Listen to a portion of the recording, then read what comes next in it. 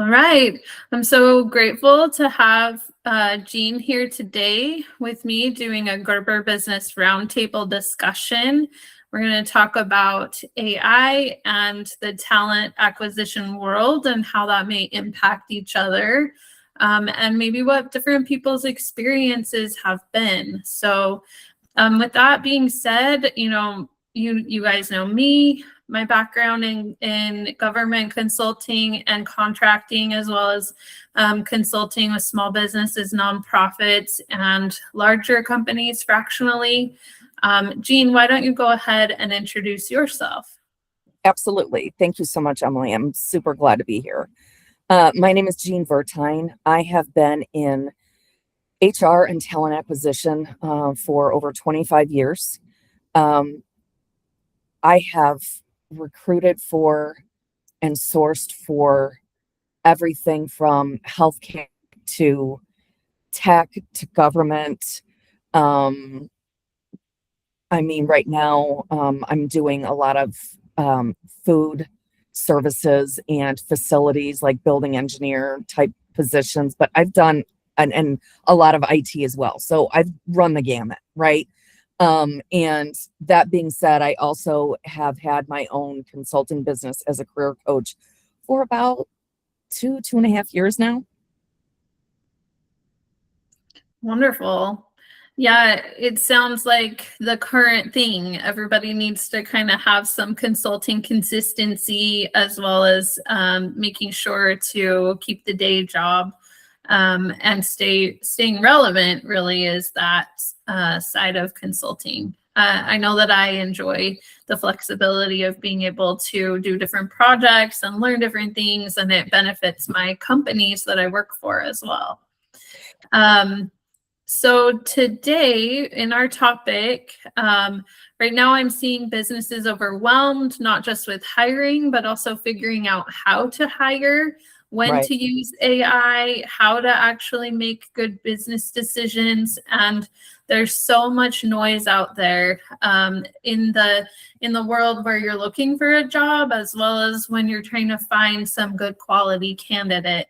I'm excited to dig in, and Jean and I actually worked together at a previous company and share a lot of the same insights and experiences, and I really trust and value Jean's expertise in this area. So could you tell us a little bit more about the reality of today's job market, maybe having to do with some of those experiences that we just talked about?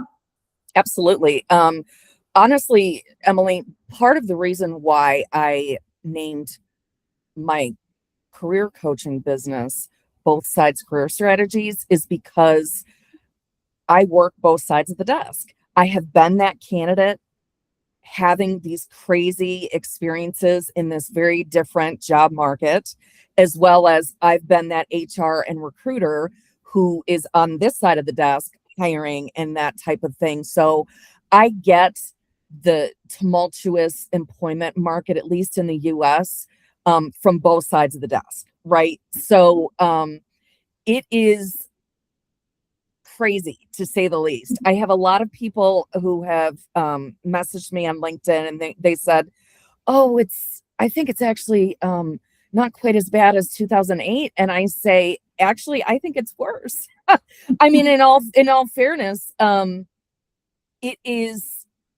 there's been so much downsizing, right, over the past 2-3 years, specifically, especially in tech, in the government sector, and from some of the largest companies in the US, right? So when you have all that downsizing, and yet there's still a lot of work that needs to be done, then employers need to figure out a way to still get the work done. So what's happening is they're either overloading their current teams, and then those teams hit burnout way quicker than they normally would have in their career, or they're trying to look for what I call the purple squirrel candidate when they're trying to fill the job, and they're not necessarily being flexible. They're being very rigid sometimes when it comes to their job description and the required skills and that sort of thing. And then when you also throw a lot of TA and recruitment teams being overworked and not staffed enough either, because people like me get laid off very easily in this crazy market. So when you've got companies who have maybe sometimes half the recruiter team that they used to, but yet all the other positions in the company are still open, then they've got less people trying to screen resumes, screen actual interview candidates, and try and, then move them through the whole hiring process. So all the way around, it is like the perfect storm for dysfunction, to be quite honest with you. Yeah, I've seen a lot of, the volume, sorry, of applicants with companies, and a lot of what you've talked about already, just with teams being frustrated. They're being told maybe to, the project managers are being told to do more with less. And to utilize technology, which is this is a good process. I actually approve of this process. But without proper insight into the strategy ahead of time and the forethought, I feel like it makes it a little more complicated and speaks to kind of your message of burnout and other things. What can you say about companies that are doing a good job with support while they're downsizing? I can say that companies that are doing a good job supporting their current employees, whether that be HR, recruiters, or anybody else within their organization, are trying to leverage training, setting up new training for current employees, other opportunities for them to advance and move up within the organization. So those are the companies who, in my opinion, get it, right? Mhm. Because they're not always turning to the outside to find people. If you groom the people who have been loyal to you and have stayed with you and are internal, and you give them the education, the training, and whatever tools and skills they need to bump up in their career, then again, you've got someone who's going to stay in that career for as long as they want. That they're not going to want to jump ship, where there's a lot of that going on in this market. And so you get a lot of loyalty. And so the companies that recognize that if they just spend some money in training and education, they can groom their own people. Those are the companies who are successful. Yeah, there's a lot to be said for saving money in the hiring process by just training and supporting the workforce that you currently have. I know, let's switch gears just a little bit here and talk about where AI can help in the talent strategy. So there is a lot of volume of candidates. There is, we're talking about candidate frustration with AI tools, maybe ghosting and auto rejections. Employers are overwhelmed because they can't find that purple turtle, purple unicorn that you talk about. Right. And then there's also a mismatch a lot of times between job posting and real needs at the company. Some of that, I know from my experiences, just comes from lack of time, and the person who's in that spot creating that job description is, maybe limited to their understanding of the role and can't really give a whole lot of details. So when the interview happens, the candidate maybe is unsure about how to respond. So where can I've heard about some really positive AI solutions as far as being able to find the right job, and also as far as the company utilizing AI in a way that saves time. What can you talk about within that vein? Like, where have you seen AI actually working well in recruiting? So let me first start by saying there is a common misconception, I think, right now in this employment market, where a lot of candidates feel that they're being auto rejected by an AI bot. I have utilized upwards of 20 different ATS systems throughout my career. And to my knowledge, and I've discussed this with many recruiters across around the world, actually, if they have seen this, to my knowledge, there is not actually an ATS system that actually truly auto rejects. Now, what there is that can be mislabeled like AI auto reject is there are screening questions, right? Like pre-screening. For example, the job you're hiring for you can only hire a citizen because either it's a government requirement or the company's not able to sponsor, whatever the case may be. So it'll screen off of very basic things like what is someone's employment situation, their eligibility to work in the US for any employer. What is that status? Are they local to the position? Are they, I know it sounds silly, but are they at least 18 years of age? Just certain things, right? Very basic things. Or if a job requires a certain degree, or let's say a certification like a CPA, or something like that. If it is a hard and fast requirement and you cannot consider someone without that particular skill or certification, then it can also be part of that pre-screening automated process. But that's it, right? Mm-hmm. As far as truly going over resumes, truly reading between the lines and determining if a candidate is a fit, it is a human being reading the resume. Now, there's no AI takeover as far as you're aware. Okay. Yeah. Because I think we'd all be heading for the hills, right? Like, don't get me into the whole doomsday prepper thing. But anyway, to get back to what you were saying as far as candidates complaining about ghosting, definitely see that a lot. It's happened to me before I landed my most recent job. It happened to me a lot. So you're right. For every one job posting there can be anywhere from 500 to even over 1,000 applicants. Now, here's part of the problem. There are a lot of AI tools out there right now geared towards candidates utilizing them to, as we now have called it in this employment market, spray and pray, where just based off of a very generic term that might be on your resume. Like, let's say for someone like, for example, with your background, a project manager. You and I know the truth. A project manager can be very different things to very different people, right? And in different industries too. Yes, absolutely. Exactly. So my point is that some of these AI tools candidates are using, let's say we'll take Jane Doe as a project manager. She's using certain tools that they're paying for too, mind you, that just take a certain job title, project manager. They don't take anything else. And then they mass distribute the person's resume to sometimes hundreds of jobs all at once with the click of the button. Okay. Now, here's the problem from a recruiter and HR and hiring person perspective.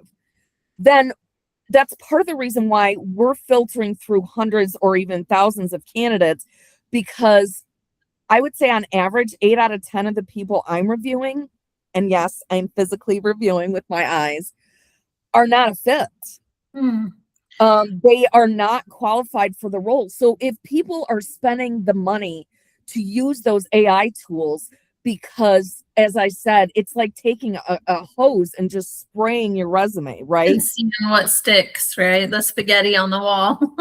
Exactly. And so if you do that, it can work, but not like all these AI tools are promising candidates, right? Because like I said, what's not happening is that it's not taking the certain nuances of the actual job details into effect. And it just is going off of very bare, like, oh, it's a PM role. Oh, it's in Seattle. Here, let me take your resume, Jane Doe, and spray it to 500 different companies. And it's like, no. Because I have a PMP, I'm an IT PM, and you just sent it to a bunch of construction PM jobs. Yeah, You know what I'm saying? Like things like yeah. that are happening. Yeah.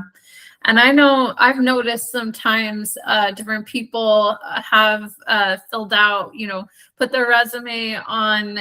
So there's a few services that you're talking about too, that will update your resume, make it more relevant. And this is all AI driven with the click of a button. And I have seen where those candidates, their resume changes and kind of morphs back into something that's more generic and less personable, and it alters the truth of it too. I mean, it'll slip back into context. It'll compare with the job description and put some of that wording in, even if the person's resume initially didn't have it. So let's talk a little bit about where AI hurts or falls short.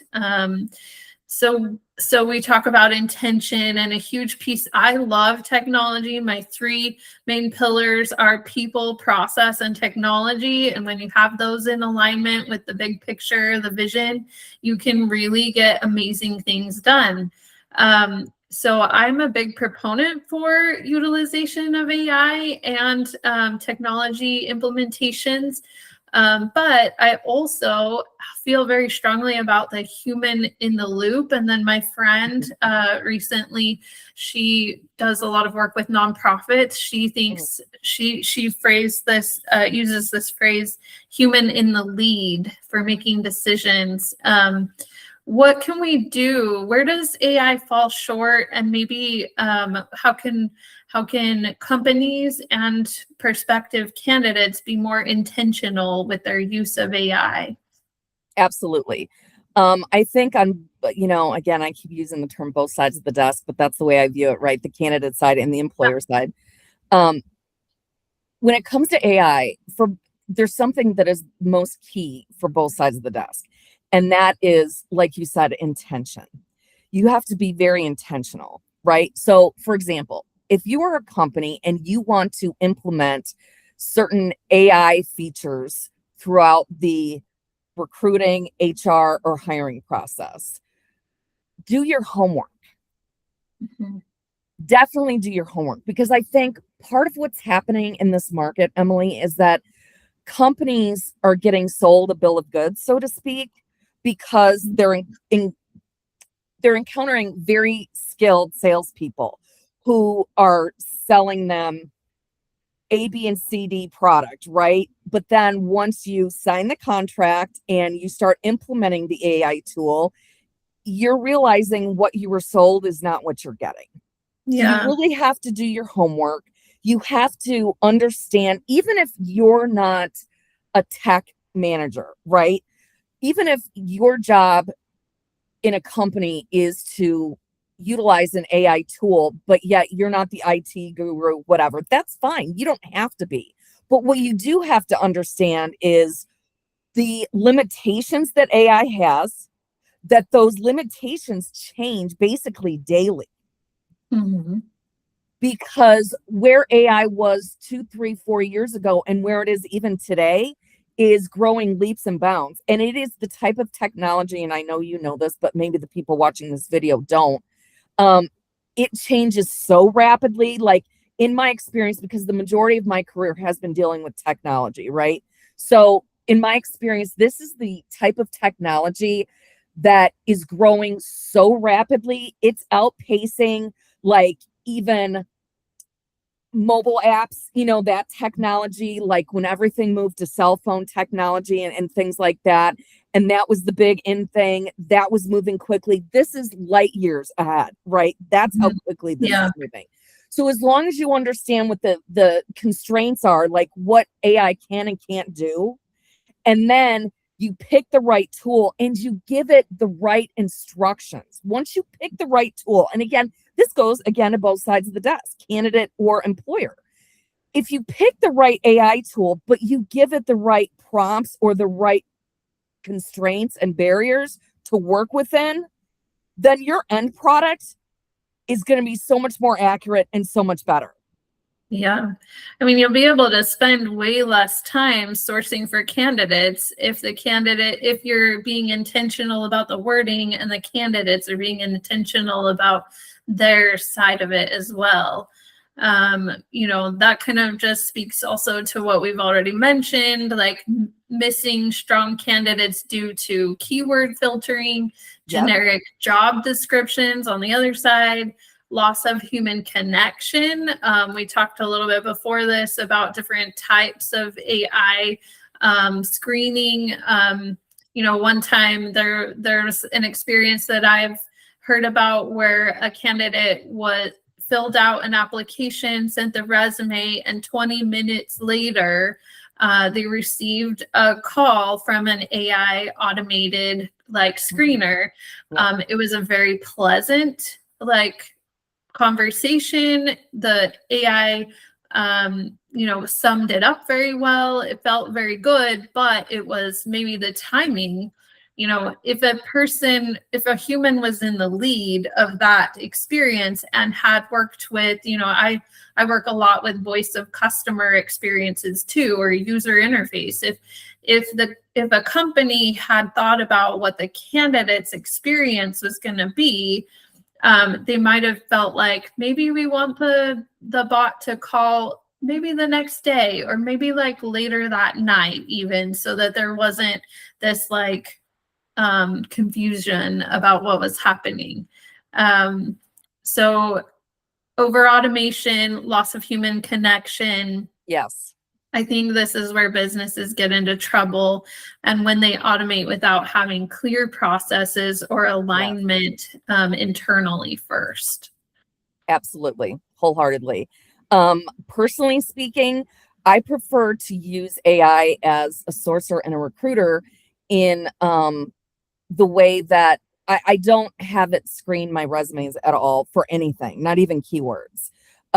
I do everything myself visually, no matter how many applicants I get on a job. And it could be me doing it at midnight because I can't sleep, whatever. I mean, and that pressure is not being put on me by anyone. It's just who I am and the way I operate. But but I'm not alone, right? There are a lot of people like me out there in the recruiting world. Oh, I've messaged you that night before. I know. Yeah, we have. Yeah, we have a similar work background, I think. Oh, we do. But when you do like what you were talking about, like companies, if you're going to set up this automated call, they do have the ability to, let's say, set it up for 24 or 48 hours later after someone applies, or they can send an introductory email first, and then if that email goes well, do the automated call. Because you're right, what's being missed out on from the employer perspective is the candidate experience is becoming horrible. We see all the time people complaining about being ghosted. We see all the time and that's ghosted as far as, I sent hundreds of resumes to all these different jobs and heard nothing, all the way down to I've actually had 5 interviews with a company and then that's when they ghosted me. Yeah. Or I accepted an offer and then was waiting for my start date and my laptop and nothing. I've heard all of it, these things are happening. And so when you, me personally, what I do is I only use AI to do the following. I will use it to restructure a job description before I post it. And that job description, by the way, I agree with you, a statement you made earlier in this conversation about a lot of times it may not necessarily be accurate, or it came from HR, or, you're right. For whatever reasons, they're not always accurate. A good recruiter will do what's called an intake call with whomever that manager is and get to the nitty gritty and go over that job description. And if it needs to be tweaked, it's tweaked. And that's what gets posted, or that's what gets resent to candidates once the recruiter has screened them. So, but I'll use AI to redo some job descriptions. Again, I don't fully take whatever is spit out of an AI tool. It is a guide. It was Yeah. never meant to completely replace a human. And I know so many people are panicked at that idea, like I'm going to be replaced by computers. And it's like, no, it's not. I mean, there are some jobs, unfortunately, that maybe, but not when it comes to this. There's still too much human interaction that needs to happen in the hiring process. So, and I'll also use AI for to basically combine a candidate's resume and the job description to then mush it all together and spit out a good what I call an outreach, whether it be something I send via text, email, LinkedIn, Indeed, whatever, but a form of a written outreach that I send to candidates explaining why, based on their skill set, based on the job description, this is a win-win for both of us. You need to call me, kind of thing. You know what I mean? Like, let's move forward on this. So those are the main ways I personally use AI, because otherwise, like we said, you're getting people who are being ghosted. You're getting on the recruitment side, you're getting too many applicants. Again, it's all an intention, like we were talking about. Yeah. Yeah, I love this. This is really good. I can think of quite a few experiences I've had working consulting with different companies that are struggling. I can imagine that the reason for the 20 minutes right after is because the company needs to get on the ball with that right away. And so this is something on their side that they're trying to do. And they're like, if we can just like wrap this up so much faster, we can get this person in the role. I've kind of compared the market right now. We talk about 2008 during COVID to now.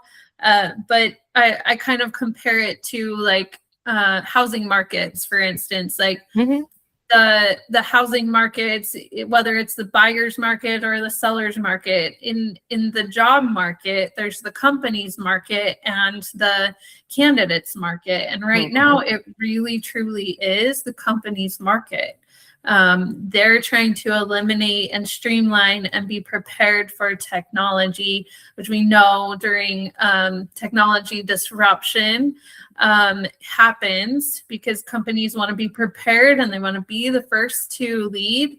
But a lot of times being the first to lead isn't as good and being the last to lead and finally catch on is not good. But letting somebody lead and then watching what they do and how they stumble and keep staying true to your principles is still going to be the best bet. And we'll figure out how to get through that. Throughout all the different times that we've had with technology, we've always come back to this human component. And it's because, there are some things that technology or industrial revolution, like the computer, like there are some things that will eliminate the way that we did it before.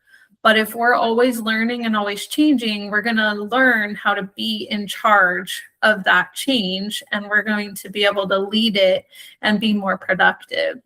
So as we talk a little bit about processes, just with that in mind, there is a hidden issue. Like we talked about elimination of jobs. We talked about the need that companies have to hire. I work a lot with small, medium-sized companies that are being told, like, I need this job, I need that job. But a lot of times what I do is take a look at what they're actually doing. And I ask them, like, maybe if we worked on this process, maybe if we worked on processes, would you really need to hire?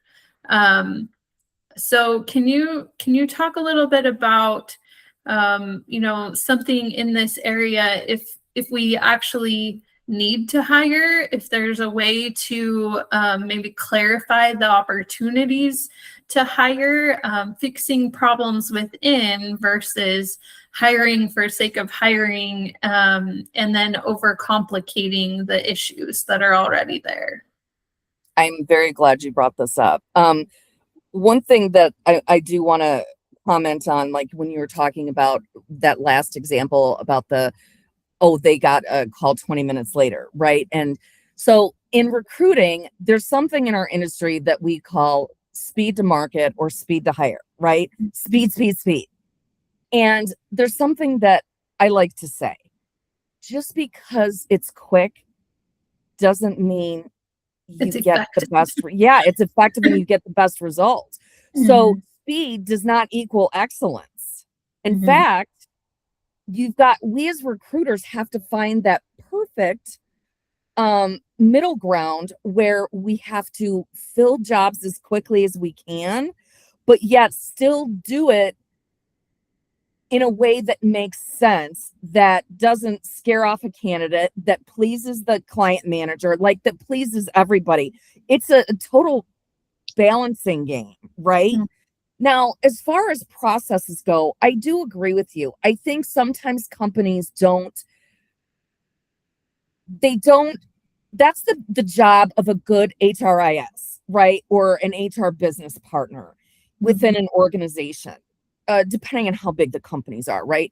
But their job usually is to do something similar to what you're talking about, where you sit down with a hiring manager or a team and determine if the tasks everyone has on the team um, can be shifted, if the job opening that they think they have or insist they really need, if they can split up those duties to the remaining of the team without creating burnout and Mhm. causing other problems, and having a mass exodus with people wanting to quit, and leave the company.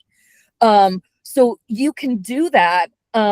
But I don't know that some hiring managers understand that HR is really your business partner. Like, they're the ones who, similar to your mindset with processes, because you and I are very similar in that I'm all about processes as Mhm. well.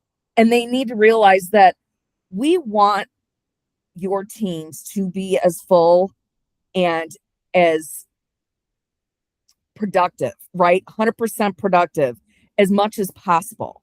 It's a win-win for the organization. It drives up stock prices and it drives up, revenue and things like that. But at the same time, if you're so gung-ho on, look, my best engineer just left and I have to refill this job, and they don't actually consider the fact that it is possible to either, as I mentioned earlier, promote from within, Mhm.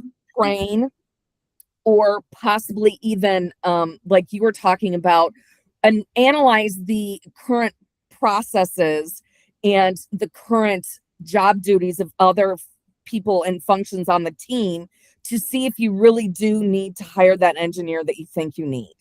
Yeah. And guess what? If you analyze the processes and who you currently have on your team, guess what I've also seen can come out of that analysis?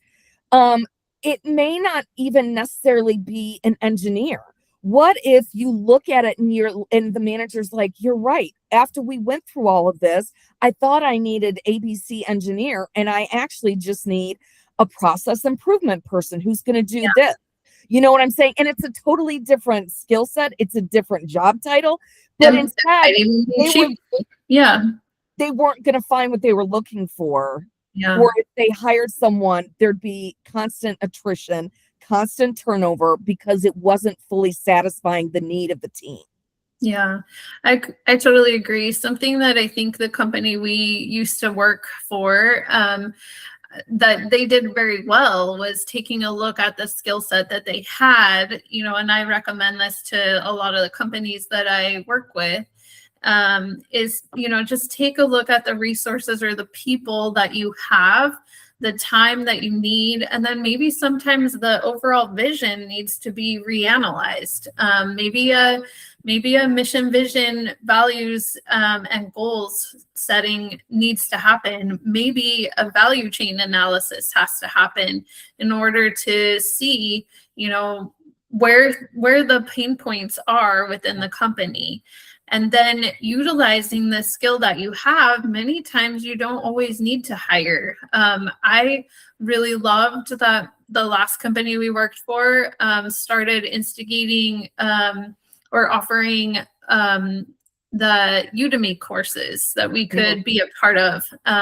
Alongside the skill set that we had, we could do whatever we wanted in the skills that, in our own time. And, you'd be surprised because maybe somebody's a process analyst, or maybe somebody's administrative assistant, but they also have a skill set that isn't on their resume yet. They've just been dabbling with, and something about communication, transparency, coming together, often those people skills helps to fix the processes, helps to fix when we utilize technology to kind of make that whole thing go more smoothly. So, well, and I think sometimes too, Emily, part of the problem is that when it comes to technology and processes, a lot of companies get stuck in the Stone Ages and have that mindset of, this is the way we've always done it.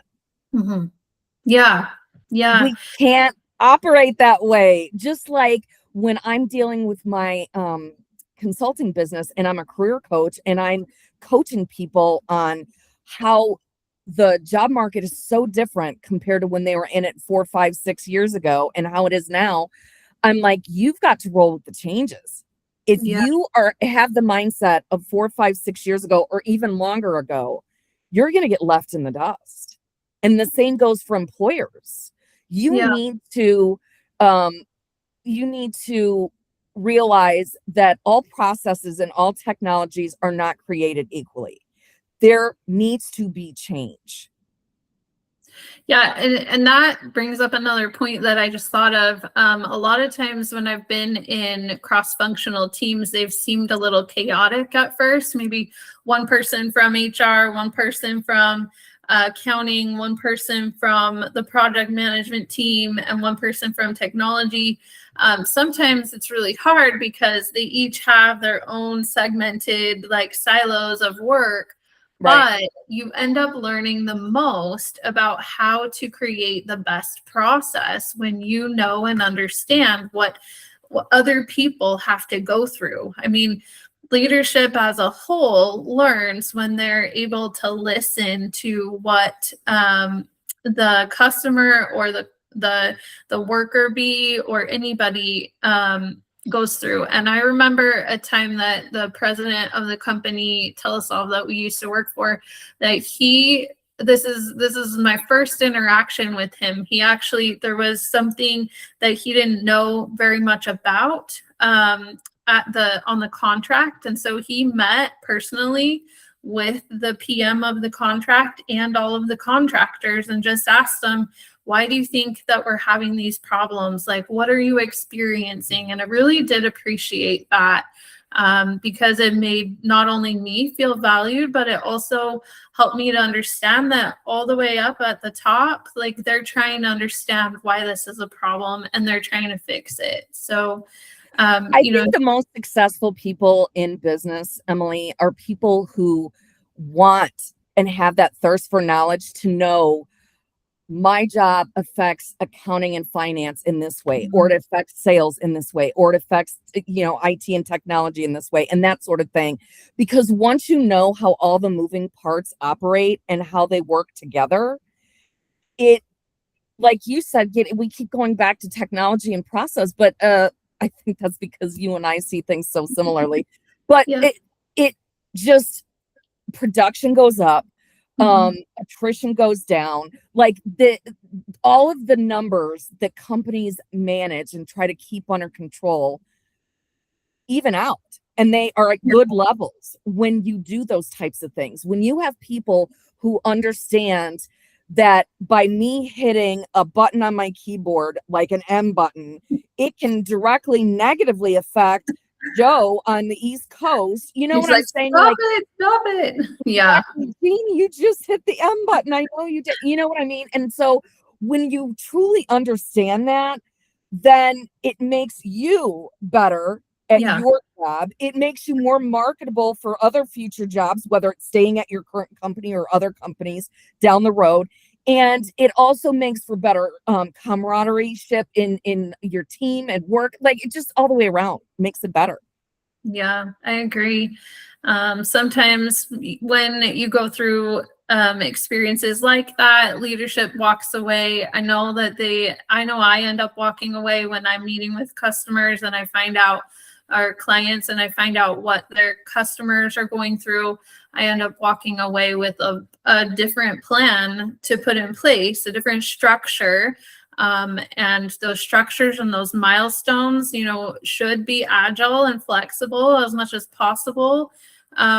But in order to keep things kind of going, that communication and transparency creates, in combination with that, creates the best workflows and makes people feel appreciated, which is what do you call it? Like a value add that you don't have to pay for. So in negotiation, you look for different things, even non-monetary things. And this would be one of those, like, you don't even have to give people a raise. You just improve their processes or help them know that you understand what they're going through. And then it ends up changing things. The people end up working harder for no extra pay, just loving their job and telling people about the company and referring people to work for them.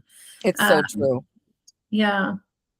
So as I want to do some practical takeaways and kind of have you give some of that since you're the guest here. Sure. If you could guide us through this, 2 to 3 pieces of advice to help businesses hiring right now, and maybe even just the candidates that are looking for a job to have success, what would those be?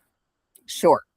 I'll start with the candidates first, because I feel like I may have neglected them throughout this conversation. So I'll start with them first. We're talking about it's fine. I'm trying to summarize it. So basically, candidates in this current job market, and I don't care what your skill set is, because it doesn't matter with the advice I'm about to give you. So what you need to do is, if you are looking for a job, keep your head on a swivel. There's too much fake, scam, fraudulent. I mean, there's identity theft. There's, you name it. There's, on top of people complaining about ghosting, right? So it is horrible. Scammers and criminals have found a niche because of how crazy this employment market is right now. They have found very specific ways to take advantage. Take advantage and abuse people who are usually already at the end of their rope or financially distraught. You know what I mean? Like, because there are people in this world who have sometimes been out of work for about a year or more. Yeah, that's a normal thing right now. It is. And so when you're going through that and you're then dealing with all the mental health problems that can come with that, the financial problems, relationship issues, if you've got a family waiting for your support of them, all of that, it just is causing a lot of problems. So do your homework. Again, I was talking about due diligence. Do your homework. The internet is your friend. Google is my friend. Go to Google, go to whatever search engine you trust, and do your homework. Make sure that you look up, if a recruiter contacts you or a company contacts you, put them into a Google search and see if the opportunity is legit. Exactly. If it's legit, if the recruiter's legit, all of that kind of stuff. So that is first and foremost. Secondly, there is nothing necessarily wrong with utilizing AI as a candidate to help you find a job. However, as I mentioned earlier in this conversation, that spray and pray method of, I just clicked a couple of things, and the next thing you know, this really cool AI tool sent my resume to 500 different jobs across the country, not practical. Because you are better. Statistics have shown in this job market, you are better served and will have better results if you narrow your search and are, as you said, more intentional. If you are truly applying to jobs that you're a fit for. Now, in the past, recruiters would tell candidates, as long as you're at least like a 70-75% fit to the skill set, apply. It is no longer that case because It's of probably how like crazy 95, right? it's. Yeah. I would say it's probably at least 90 Yeah. to on the safe side. So if you're going to do that, assuming that the job description you're reading as a candidate is accurate, because again, you and I already discussed that, and sometimes companies post them and they're not. So that's a separate issue that I'll get back to. But so assuming that what you're reading is accurate, just make sure that your resume is truly, and your LinkedIn profile truly reflect that you have those. Don't keyword stuff. Right. So I see that a lot as a recruiter. Like, okay, we'll use PMP certification for project manager as an example. If you've got that just wedged cramped into your resume or crammed into your LinkedIn profile, it will be noticeable when the company human looks at it, right? That's correct. Because we'll either A, suspect that it was AI that did that, B, it was a human who did it, but you're falsifying things.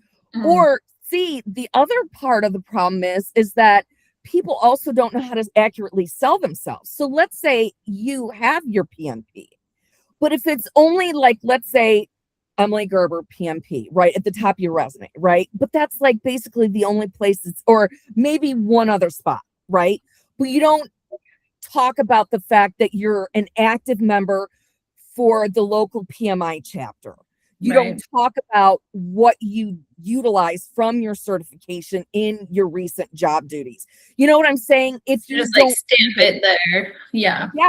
It's not going to serve you. It will not serve you. It will not get you where you need to be, which is a job, an employee. So focus on those things. To go back to the other side of the desk, to go back to the employer side, some tips that I can give is, again, AI can be great, but can be your biggest downfall as well. It's a double-edged sword. So know what you are truly buying. If you're looking and researching various tools, whether it's an AI tool, an ATS or whatever, right? And you're researching it, get actual references from people. Reach out to someone on LinkedIn who utilizes that software or that system and say, I'm looking at ABC AI tool. What's your I'm experience? considering it. But what is your experience? What do you use it for? And the reason I'm asking is because I don't want to be sold a bill of goods, told it can do X, Y, and Z. I purchase it, sign an agreement, and now it's a waste of tens of thousands or who knows how much money because it's not what I was sold. You know what I mean? So again, when I say do your homework, do your homework. And the same goes for, when we're talking about processes and revamping the job descriptions, right? Make sure no matter who is responsible, it's HR, it's the hiring manager, it's the recruiter, whomever is responsible for getting that posted, and whether it's posted on every job board for Kingdom Come or the company's career site, whatever. Make sure it's accurate. Yeah. Do the due diligence, work with the different department heads or the hiring manager. I liked when you said that. In fact, I remember an experience where you did that with me at the company that we worked with. And there was a very specific financial position that we were trying to fill. I had actually been that type of contractor before I was the PM over that account. And it was a very specific thing that had never, like in all of the applications that we never got the people that had that skill, and we needed it. So I really appreciated when you did that with us, for sure. It's I think there are definitely ways that anyone who participates in the employment market, candidate or employer, we can all work together to fix what is coming off as broken right now. But there are, depending on which side of the desk you're on, there's a lot of finger pointing. candidates are blaming employers and employers are blaming candidates. And like I told you, because I have been on both sides of that desk very recently, I might add, I see it from both perspectives, and we all have work to do. Yeah, I totally agree. And I think it's best to just appreciate and understand the process and the hardships on both sides. Be a human and utilize AI to be in charge of the things that you already know well and vet it. And then like my just last 2 or 3 things is just get clear on what the problem is before hiring. Yes. We talked about before, like making sure that things are running smoothly, that you need to hire. Right. Use AI to support, not to replace decision making, and fix internal chaos before adding people. I've seen this in a lot of places. I And have too. I mean, it happens everywhere. Like Yep. a lot of times companies are like, it's not going well. We need to get rid of this person and we need to hire someone else. And I mean, I'm a kind of a holistic person in the business world, I guess. Like, let's take a look at the big picture. Maybe what is it that person is going through that might be really hard for them? Is there a way we can support them with additional training, or is there a better fit for them? Before we add more people to the mix and get rid of somebody that might have been really skilled. So just to kind of close, this was really helpful. I really loved this. I know that there's a lot of noise out there right now, but I think the biggest takeaway is that hiring works best when it's thoughtful, human, and supported by the right structure. Yes. So I really appreciate your insight here. If there's anybody that's navigating hiring challenges or internal overwhelm, feel free to reach out to Jean or to I. Jean from Both Sides Career Strategies. Like, thank you so much for everything that you do. Really appreciate you and the way that you keep the human in the lead in this conversation. So I appreciate it. And you and I have always saw eye to eye, and I appreciate that. And I would love to do this again. So ask me anytime. I enjoyed it. All right. I've got some ideas. It's a good plan. All right. Well, thank you so much, and we'll see you later. Thanks, Emily.